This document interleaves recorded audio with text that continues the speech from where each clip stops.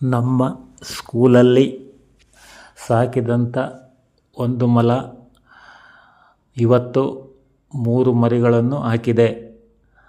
ಮೊಲಗಳು ಯಾವತ್ತೂ ಕೂಡ ತನ್ನ ಮರಿಗಳಿಗೆ ಹಾಲನ್ನು ಉಣಿಸುವುದಿಲ್ಲ. ಆ ಮರಿಗಳು ಕಣ್ಣು ಬಿಡಬೇಕಾದರೆ 10 ರಿಂದ 15 ದಿವಸ ಬೇಕು. ಅಲ್ಲಿಯವರೆಗೂ ಹೀಗೆ ನಾವುಗಳು ಹಿಡಿದು ಮರಿಗಳಿಗೆ ಹಾಲನ್ನು ತಾಯಿಯ ಎದೆಯ ತೊಟ್ಟಿಗೆ ಬಿಟ್ಟು ಕುಡಿಸಬೇಕಾಗುತ್ತದೆ. ಹಾಗೆಯೇ 15 ದಿವಸದವರೆಗೂ ಇದೇ ಥರ ನಾವು ಮತ್ತು ನಮ್ಮ ಗುರುಗಳು ಮತ್ತು ಇನ್ನೊಬ್ಬ ಅಂಕಲ್ ಕೂಡ ಹೀಗೆ ಮರಿಗಳನ್ನು ಹಿಡಿದು ಹಾಲನ್ನು ಮೊಲದ ಮೇಲೆ ಬಿಟ್ಟು ಮರಿಗಳಿಗೆ ಕುಡಿಸಬೇಕು.